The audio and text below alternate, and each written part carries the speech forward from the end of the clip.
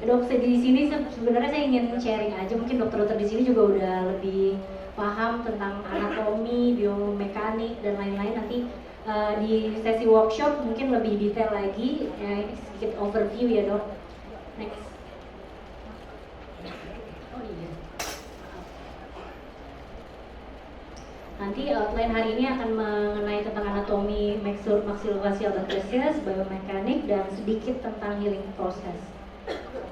Jadi sebelum kita melakukan suatu rekonstruksi, sebenarnya apa sih tujuannya dilakukan rekonstruksi? Yang pertama, ketika ada suatu luka, kita harus tahu caranya untuk bagaimana menutup luka dengan baik, bagaimana fungsi dan bentuk dari area orbitanya tetap stay in the good position, bagaimana pasien juga tetap bicara dengan benar, dengan baik, makan mengunyah dengan baik, lalu juga bagaimana potensi jalan nafas terutama area hidungnya tetap terjaga, serta karena balik lagi tentang area wajah, kita juga tetap harus mempertahankan bentuk wajah semaksimal mungkin. Kita bisa mengandai-andai area wajah itu sebagai sebuah tenda, di mana tenda itu terdiri dari tiangnya dan juga kubah-kubahnya. Tiangnya sendiri merupakan tulang-tulang dari mid face area wajah kita. Sedangkan kubahnya adalah jaringan-jaringan lunak yang ada di sekitarnya. Jadi untuk membentuk suatu mid facial yang baik, kontur wajah yang baik, harus kedua komponen tersebut harus terjaga dengan benar. Dan area wajah kita itu tersusun dari dimensi tiga dimensi ibaratnya, yaitu area yang vertikal, sagittal, dan juga transvers. Dan dimana untuk memulai suatu rekonstruksi tetap kita harus memulai bentuk yang lebih stabil yang kita lakukan pertama. Mulai dari mungkin kalau terjadi panfacial fracture, mulai dari oklusinya kita harus perbaiki terlebih dahulu. Lalu bisa juga kita melakukan rekonstruksi bisa dari outside to inside or inside to outside, nanti tergantung beberapa jenis frakturnya, dan bisa juga dari up to down or down to up gitu. Dan pentingnya untuk menjaga area mid face, tulang-tulang mid face ini karena akan mempengaruhi dari komponen estetik area wajahnya sendiri dari suatu pasien. Lalu juga ketika kita melakukan rekonstruksi yang ibaratnya tidak maksimal, nanti juga akan mengalami gangguan fungsi kepada pasien, mulai dari oklusinya, mungkin juga ada disfungsi dari orbitanya, seperti itu tadi ya. Terus nanti juga mungkin setelah ini kita akan ada sharing juga dengan TS bedah mulut bahwa pentingnya dental occlusion ini juga penting karena ini juga akan mempertahankan facial contour dari wajah, dan juga kita bisa meminimalisasi fraktur area wajahnya. Dan pentingnya juga setelah reposisi yang kita lakukan, pasien tetap bisa melakukan mengunyah dengan maksimal. Biasanya kita tadi menggunakan arch bar. Dan pentingnya mereposisi sesuai dengan bentuk anatomi yang sesuai. Itu jangan lupa harus mempertimbangkan tadi kubah-kubah tersebut, mulai dari ketinggiannya, pelebarnya, dan juga proyeksinya yang berhubungan nanti dengan buttresses-nya yang akan kita pelajari. Prinsip yang juga penting adalah ketika kita melakukan plating, sebelumnya mungkin kita harus expose seluruh garis frakturnya, itu harus terekspos terlebih dahulu. Jadi jangan hanya baru kelihatan satu line frakturnya terus kita langsung plating. Justru kita harus benar-benar reposisi semua dan juga harus expose semua garis frakturnya baru kita melakukan plating. Dan pentingnya melakukan pre dan post sebisa mungkin 3D wajah untuk melihat outcome-nya dan juga melihat garis fraktur di seluruh wajah yang terjadi pada pasien. Tujuannya tetap untuk seminimal mungkin kita mempertahankan tiga dimensi dari bentuk anatomi mid facial dari pasien dan juga disesuaikan dengan facial buttresses. Baik, jadi sebelum di buttresses sendiri kita juga di area wajah ada subunit-subunitnya, mulai dari area hidung, area dahi, dan area-area yang lainnya itu yang harus kita pertahankan bentuk dan juga komposisi besar, tinggi, dan lebarnya tadi. Lalu kita juga akan membagi nanti untuk plating ibaratnya, atau kita kapan sih posisinya, bagaimana kita menaruhnya plate tersebut, kita sesuaikan dengan buttressnya, dengan pondasinya gitu. Yang pertama bisa kita menggunakan sistem vertical buttresses, atau misalnya yang ke bawah gitu, dari atas ke bawah, bisa dari lateral maksila, area lateral maksila, lalu juga bisa dari medial maksilanya, ataupun area dari posteriornya. Atau bisa juga kita melakukan area yang di transversnya.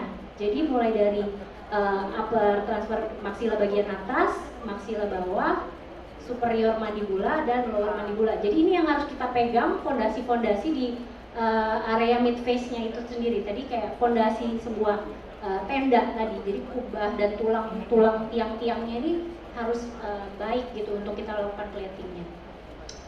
Jadi ada juga yang membagi seperti ini, jadi tetap sebenarnya kurang lebih sama prinsipnya, tetap harus mempertimbangkan area buttresses, area wajah itu harus seimbang. Dan jadi ada penelitian juga bahwa sebenarnya yang terjadi sekitar 700 injury area wajah, sebenarnya yang paling banyak terjadi di area T-zone ini, yaitu di area dahi, hidung terutama juga yang paling menonjol, area lips, bibir, dan juga area dagu. Nanti mungkin akan lebih jelas di setiap fraktur yang akan guru-guru kita sampaikan, bahwa bisa saja kita melakukan plating mulai dari bawah ke atas maupun dari atas ke bawah. Singkat ceritanya, sebenarnya kalau untuk dari bawah ke atas yang perlu kita lakukan pertama adalah stabilisasi dari maksilomandibularnya itu, karena oklusi juga itu penting di pertama, yang bisa kita lakukan yang paling mudah dengan melakukan pemasangan archbar seperti itu. Kalau bawahnya sudah paten gitu ibaratnya, kita baru naik ke area atas, itu yang paling biasanya kita lakukan paling banyak untuk mereduksi fraktur. Tapi beberapa kasus bisa juga dilakukan dari atas ke bawah. Tapi memang yang lebih proper tetap kita melakukan, sebenarnya lebih enak area oklusinya dibenarkan terlebih dahulu, baru kita naik ke atas. Nanti bisa sambil diskusi. Lalu sedikit tentang mandibel, mungkin nanti akan lebih jelas oleh Dr. Evi dan Dr. Ira dari bedah mulut, bahwa memang area mandibula ini area yang sangat kuat dan tebal di area wajah kita, dimana terutama ya di area dahi ini juga tebalnya itu sampai 3,3 mm. Jadi kalau misalnya kita lakukan plating, nanti plate-nya, jenis plate-nya itu berbeda dengan area-area yang ada di mid face atas. Dia juga memiliki ada area superior dan juga inferior, di mana bagian atasnya merupakan area yang regangan, sedangkan di bawah area yang kompresi atau penekanan, yang nantinya ini akan mempengaruhi posisi plating yang terdapat di area mandibula. Jadi nanti mungkin Dr. Evi akan lebih dalam lagi, cuman untuk area mandibula ini agak sedikit tricky sendiri karena dia mempunyai area tension dan compression. Dan juga Maxim Campbell juga sudah mempopulerkan tentang adanya osteosintesis di area mandibel, bahwa ada prinsip load sharing dan load bearing itu sendiri. Biasanya tetap dari beliau ini kita kalau bisa tetap melakukan pemberian plating di satu atau dua dari area lain tersebut. Oke. Untuk load bearing di area compression itu biasanya kita memberikan plate-nya yang lebih tebal, lebih besar gitu, karena area yang benar-benar melakukan terjadi penekanan area tersebut. Lalu kalau untuk di area load sharing mungkin agak sedikit berbeda karena terjadi regangan, mungkin bisa pilihannya yang lebih small, yang lebih kecil dibandingkan area yang compression. Untuk penyembuhan luka sendiri pada kasus-kasus fraktur bisa terjadi, yang pertama terjadinya hematom. Biasanya terjadi pada 1-5 hari pertama pasca kejadian, tuh pasiennya serem banget, bengap banget seperti itu. Lalu selanjutnya, fase selanjutnya adalah fibrocartilago-callus formation yang terjadi biasanya di 5-11-8 hari setelah kejadian. Lalu selanjutnya bisa terjadi bony callus formation yang terjadi di antara 11 hingga 17-18 hari setelah kejadian, dan baru remodeling tulang biasanya terjadi 2 minggu sampai bulanan, bahkan bisa tahunan tergantung dari kondisi pasien tersebut. Dan setelah misalnya kita lakukan reposisi, kadang ada yang namanya delay union, jadi biasanya telat gitu dilakukan penyatuannya. Biasanya indikasinya kalau udah sampai 3 sampai 6 bulan kok baru nyatu seperti itu kita jadi harus dievaluasi, karena biasanya post op biasanya tetap kita lakukan imaging untuk evaluasi area frakturnya. Atau bahkan ada yang sampai non union gitu, udah direposisi tapi kok sampai 9 bulan mungkin kita follow up, pasiennya ada keluhan kok nggak nyatu seperti itu. Soft tissue healing sendiri juga ada proses penyembuhan ya, tadi yang mulai dari hemostasis, koagulasi, pembekuan darah, lalu proses-proses inflamasi, proliferasi dan remodeling. Dan proses inflamasinya sendiri mungkin dokter-dokter sudah tahu, ada yang rubor, kemerahan, adanya kalor, terus agak hangat di area luka, tumor, lalu dolor, nyeri area lukanya, dan functionalisa. Beberapa jenis luka yang mungkin terjadi, mungkin pasien-pasien KLL, yang pertama mungkin abrasi. Prinsipnya adalah ketika kita mendapatkan pasien dengan adanya luka, kita harus membersihkan sebersih mungkin. Tapi dengan fase abrasi ini sebenarnya cukup tidak nyaman ya, perih kepada pasiennya sebisa mungkin sebelum melakukan pembersihan bisa memberikan topikal anestesi terlebih dahulu bila memungkinkan. Lalu juga kalau sampai dibiarkan bisa menyebabkan sampai traumatisator, jadi nempel gitu, banyak sisa-sisa benda asingnya atau misalnya sisa-sisa lukanya. Jadi ketika kita mendapatkan suatu luka sebisa mungkin tetap dilakukan debridement dengan bersih. Bila ada simple restoration itu juga kita harus lakukan penutupan area lukanya tersebut. Bahkan kalau yang sampai mungkin pasiennya heboh gitu bisa sampai complex laceration, tetap kita harus lakukan pembersihan, penyatuan soft tissue-nya, dan penjahitan dengan baik.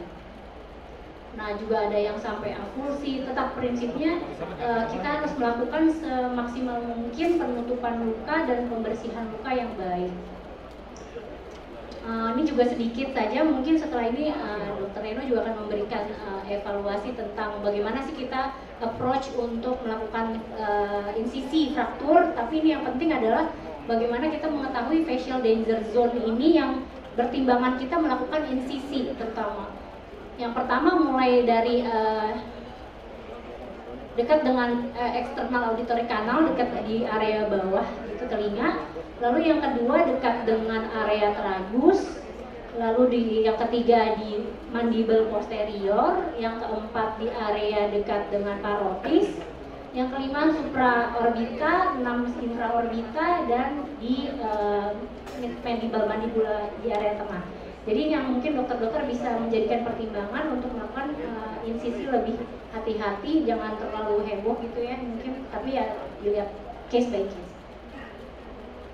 Jadi prinsipnya tadi ya untuk semua penyembuhan luka kita tetap harus meminimalisir morbiditas yang terjadi pada pasien. Sebisa mungkin tetap melakukan lokal anestesi untuk melakukan pembersihan maupun juga injeksi seperti itu untuk meminimalisir perdarahan dan nyeri pada pasien. Serta juga jangan lupa untuk selalu membersihkan luka dari benda asing, lalu juga jaringan-jaringan yang mati tetap harus di-remove, jangan dibiarkan agar membentuk penyembuhan luka yang baik. Dan jangan lupa lagi untuk melakukan post operatif imaging juga untuk mengetahui apakah sudah proper dan stabil rekonstruksi yang telah kita buat, dan follow up. Tapi jangan lupa juga kita infokan kepada pasien kemungkinan-kemungkinan yang mungkin terjadi post orif yang kita lakukan, mulai dari scars, edem, lalu juga adanya gangguan sensorik dan motorik area wajah dari pasien tetap kita infokan, atrofi, mungkin ada temporomandibular joint-nya mengalami gangguan, serta gangguan gigi. Baik, terima kasih dari saya. Wassalamualaikum warahmatullahi wabarakatuh.